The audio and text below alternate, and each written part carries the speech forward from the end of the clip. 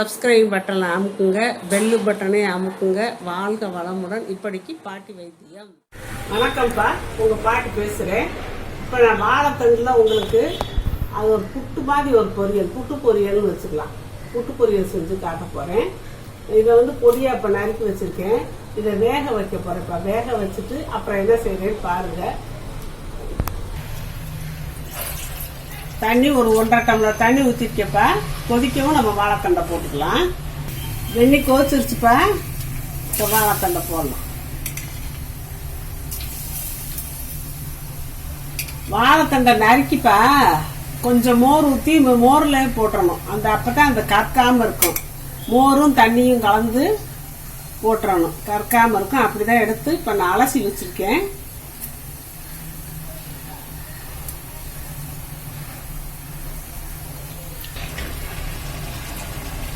ஒரு 5 நிமிஷம் வெந்துருச்சுப்பா. போதும். இந்த அளவில் நம்ம வடிச்சுக்கலாம் தண்ணியை.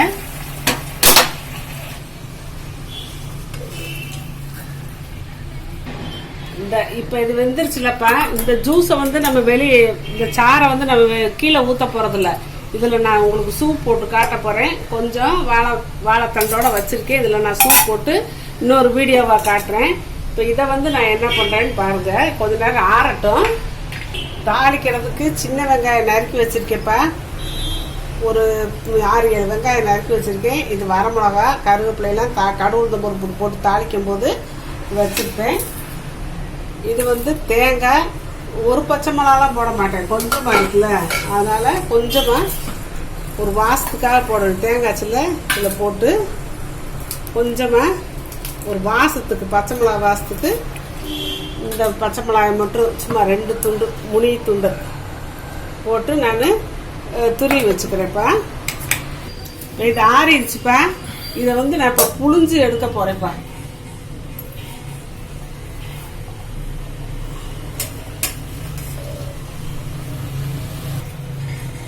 இப்படி நல்லா புழிஞ்சு ஊற்று விட்டுருவேன்.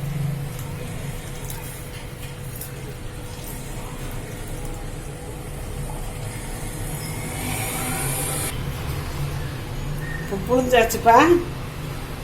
நல்லா புழிஞ்சாச்சு. இப்படி உதிரியாக இருக்குது. இந்த தண்ணியை இந்த சூப்பு போடுறதுக்குள்ளே நான் எடுத்து வச்சுருக்கேன். இது இருக்கட்டும். இப்போ நம்ம தாளிச்சிடுவோம். 1 ஸ்பூன் அளவுக்கு எண்ணெய் ஊற்றிக்கலாம்ப்பா. நல்லெண்ணெய் தான் ஊற்றிருக்கேன்.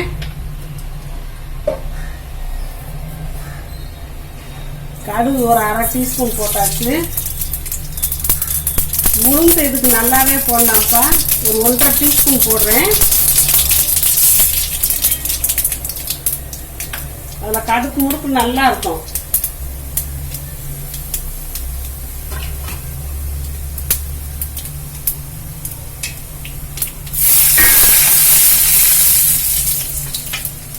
இப்போ வெங்காயத்தை போடுறப்பா. சின்ன வெங்காயம் தான் போடுறேன். உங்களுக்கு இருந்தால் போட்டுக்கோங்க, இல்லாட்டி பெரிய வெங்காயம் போடலாம். அது பிரச்சனை ஒன்றும் இல்லை.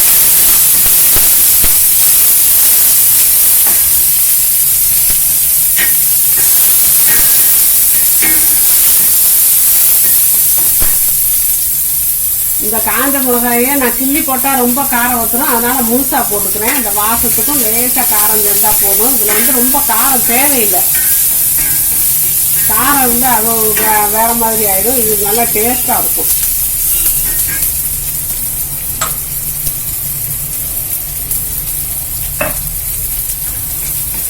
இதில் இப்போ நம்ம இந்த வாழைத்தண்டில் நம்ம உப்பு போடலப்பா. இனிமேல் தான் இந்த வெங்காயத்தில் போட போகிறப்ப.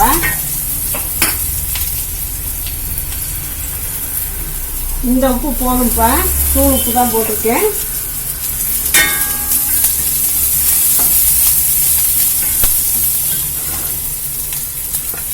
இந்த கருவேப்பிலையை போட்டுக்கலாம்.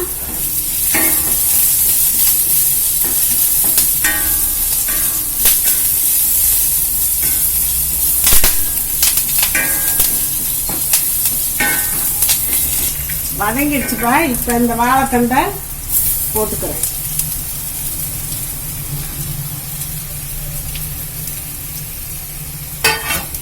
அடுப்பு ஆஃப் பண்ணிக்கிறப்ப சட்டி சூடே போதும்.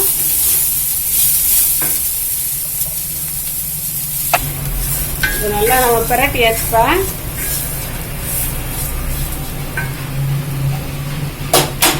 இதில் தேங்காயும் கொஞ்சம் பச்சை மிளகாயும் போட்டு துரி வச்சிருக்கோம் இல்லையா, இதை போடுவோம்.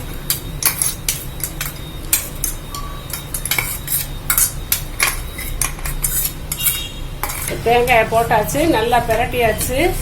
இதுதான்ப்பா வாழைத்தண்டு புட்டு பொரியல். நம்ம பருப்பு போட்டு கூட்டு வச்சிருப்போம், பருப்பு போட்டு பொரியல் வச்சிருப்போம். இது பருப்பு எதுவும் சேர்க்காம அந்த உளுந்த பருப்பு கடுப்பு உருக்குன்ற மாதிரி சூப்பராக செஞ்சாச்சு. ஆனால் இதில் இருக்க தண்ணியை நம்ம வடிச்சாதான் இந்த மாதிரி நம்மளுக்கு கிடைக்கும். தண்ணி இருந்தால் சொகன்னு இருக்கும். நம்ம அந்த தண்ணியை வேஸ்ட் பண்ண மாட்டோம்ப்பா. சூப் வச்சு அதை குடிச்சுக்கிடுவோம். அந்த சூப்பவே கூட நம்ம சாதத்தில் கூட பிசைஞ்சு சாப்பிடலாம், குழந்தைகளுக்கெல்லாம் கொடுக்கலாம். இப்போ இந்த பாத்திரத்தில் நம்ம மாற்றி வச்சுக்கலாம்ப்பா. இப்போ வாழைத்தண்டு புட்டு பொரியல். இது புட்டு மாதிரி இருக்கும், பொரியல் மாதிரி இருக்கும். அதனால இதுக்கு பேர் புட்டு பொரியல்.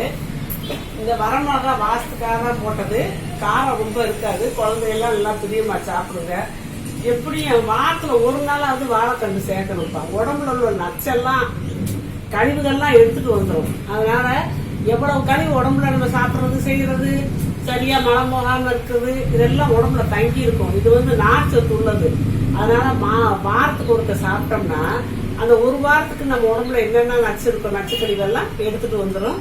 இப்போ குழந்தைகளும் பிரியமா சாப்பிடுவாங்க. அதனால இந்த மாதிரி செஞ்சு கொடுங்க. வாழைத்தண்டு ஒரே மாதிரி செஞ்சா நல்லா இருக்காது. கூட்டு நல்லா இருக்கும். பருப்பு போட்டு வச்சு பாசி பருப்பு போட்டு கூட்டு வைக்கலாம், கடலை பருப்பு போட்டு பொரியல் வைக்கலாம்.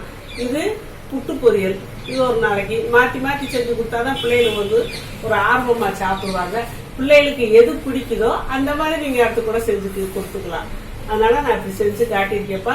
இது கட்டாயம் ஆம்பளை பிள்ளைங்க, பொம்பளை பிள்ளைங்க, பெரியவங்க, சின்னவங்க எல்லாம் வாரத்துக்கு ஒருக்க சாப்பிட்றது ரொம்ப நல்லது. இந்த கிட்னி பிரச்சனை உள்ளவங்களுக்குலாம் வாரத்தில் 2 நாள் கூட சேர்த்துக்கலாம்ப்பா. வாழ்க வளமுடன். இப்போ நிறைய பேர்ப்பா நான் அவங்க கொஸ்டினுக்கு ஆன்சர் சொல்கிறோம்லன்னு கேட்குறாங்க. சொல்லிக்கிட்டு தான் இருக்கேன். நான் அதுக்குன்னு சொல்லி பார்வையாளர்கள் கேள்வி பதில் நான் போட்டிருக்கேன். அதை பார்த்துக்கங்கப்பா. அதை பார்த்தீங்கன்னா உங்களுக்கு தெரியும். நான் வரிசையாக கேள்வி பதில் போட்டுக்கிட்டே இருக்கேன். அதில் போட்டு பார்த்தீங்கன்னா நீங்கள் கேட்ட கேள்விக்கெல்லாம் நான் பதில் சொல்லிடுறேன்ப்பா. அதை கட்டாயம் நீங்கள் பார்த்து தெரிஞ்சுக்கோங்க.